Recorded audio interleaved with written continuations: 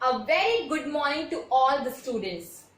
I'm your SST teacher, Miss Dipali Sharma. Students, I hope you all are fine and fit. Now, let's start our today's class with the sentence of the day.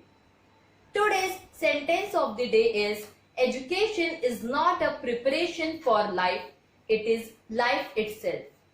I repeat again, education is not a preparation for life, it is life itself. Students, I hope you all have opened your books. We are doing the chapter number 5, the Southern Plateaus. So before I start with the new topic, let's recapitulate the previous topic. Yesterday, I have explained you about the meaning of plateau. That what is plateau? It is a highland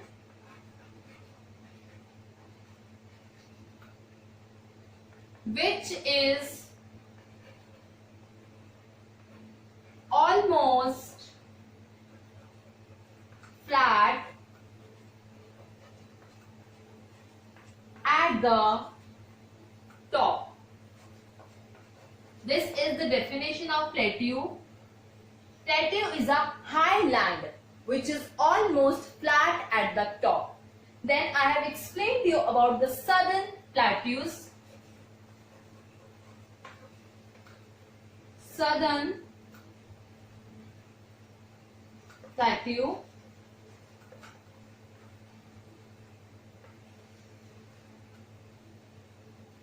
That the southern plateau lies on the south of the northern plains, right? It is bound by western and eastern Ghats, and it is bound by the Aravalli Hills on the northwest and Rajmahal Hills on the northeast. Then I have explained you that the southern plateau are divided into the two unequal parts, that are Central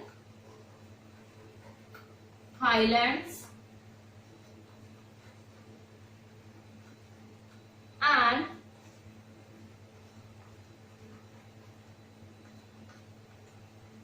Deccan Plateau, right?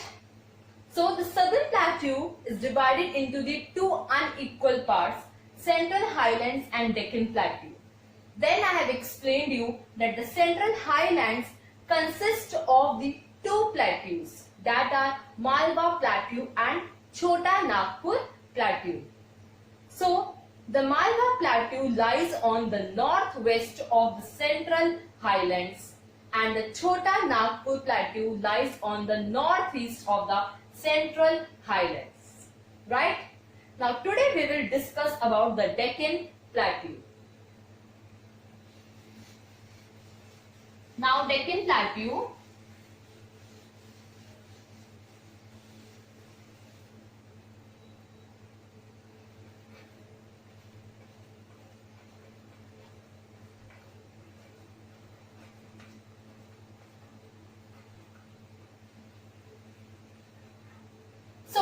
the Deccan Plateau is the largest part of the southern plateaus. It is lie across the Satpura mountains and it is bound by the western and eastern Ghats. Right, students? I repeat again, the Deccan Plateau is the largest part of the southern plateau. It lies across the Satpura mountains and it is bound by the western and eastern Ghats, right? And a number of rivers originate in this area. And the four main rivers which originate in this area are Mahanadi,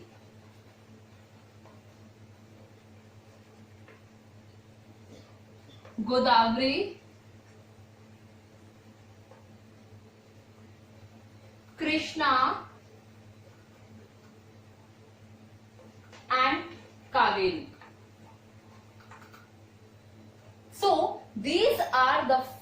main rivers which originate in the Deccan Plateau. So, Godavari river is regarded as Dakshin Ganga in Karnataka. So, these four rivers, Mahanadi, Godavari, Krishna and Kaveri, flows from west to east.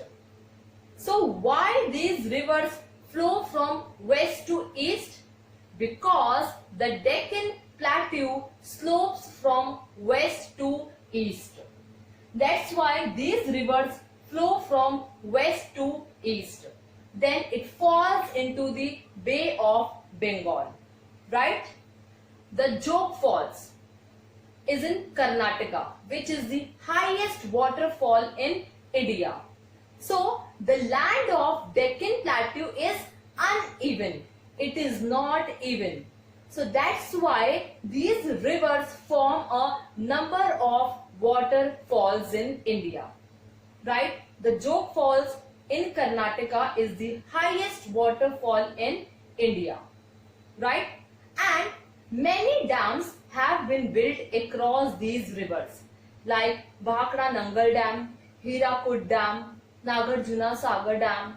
So these are the main dams which have been built across these rivers.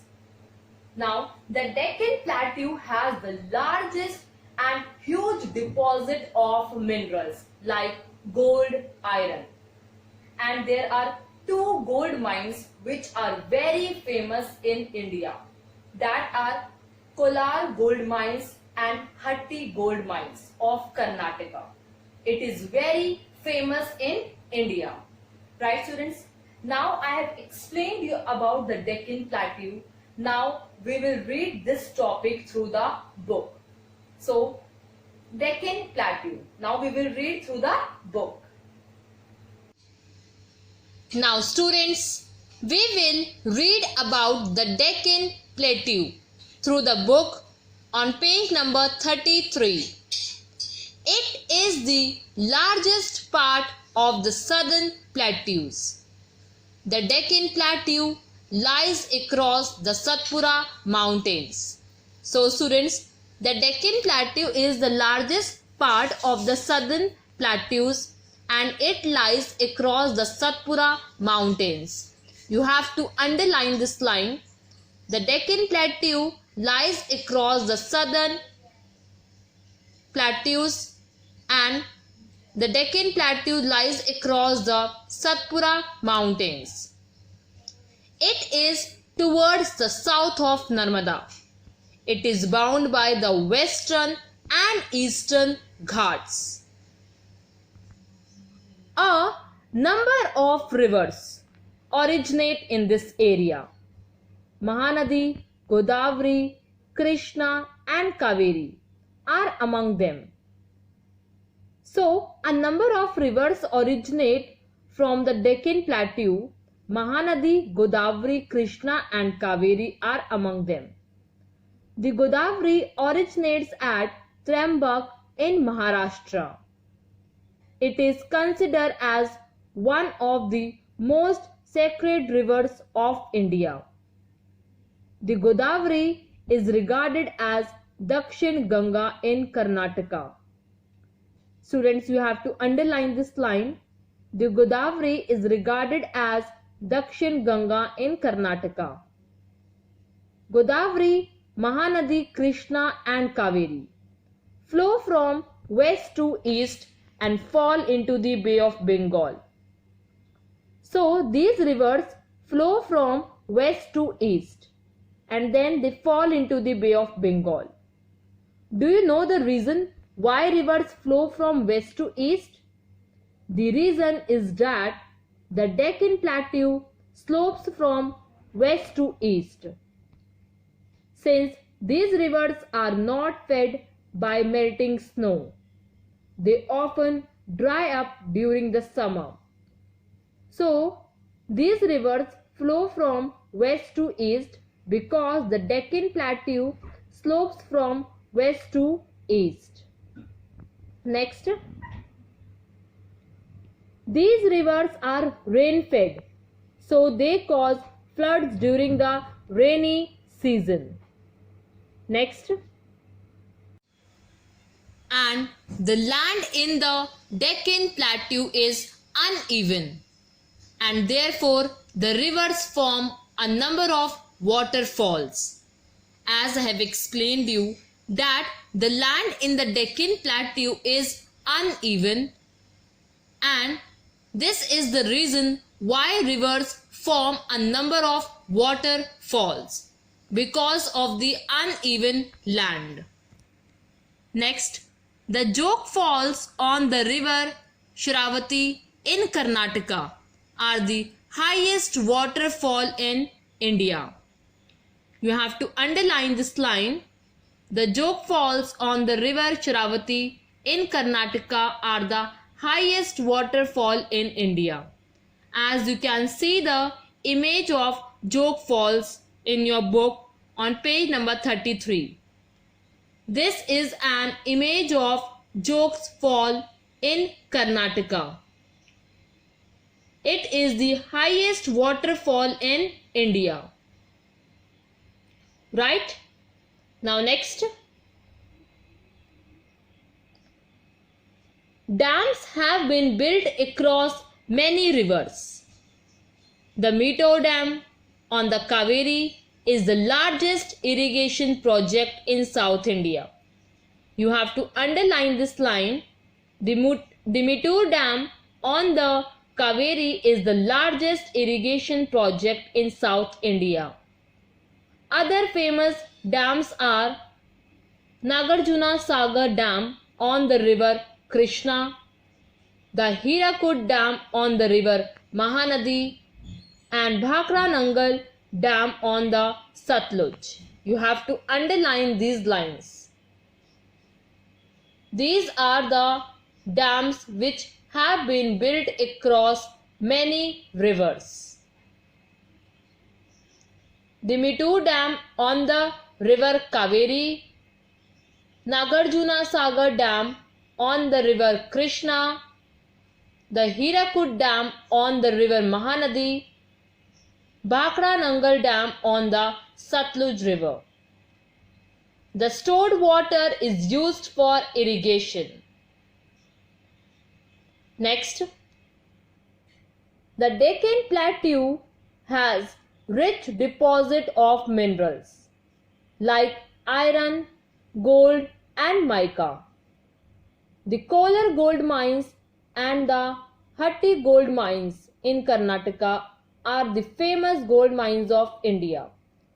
So, the Deccan Plateau has rich deposits of mineral like iron, gold and mica, and the Kolar gold mines and the Hatti gold mines in Karnataka. These are the two famous gold mines of India. Now students, you can see the image of Bhakra Nangal Dam on page number 33. Now I will show you the images of other dams. This is an image of Nagarjuna Sagar Dam. This is an image of Hirakud Dam.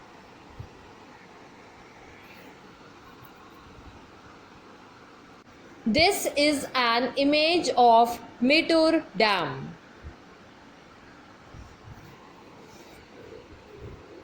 This is an image of Bhakra Nangal Dam. So students, now we have read the topic through the books. Now your homework is you have to revise this chapter. Students, now you don't have to send your homework on the school app. Now we will give you the dates that when you have to submit your notebooks at school. Till then you have to revise this chapter. Thank you students. Have a nice day.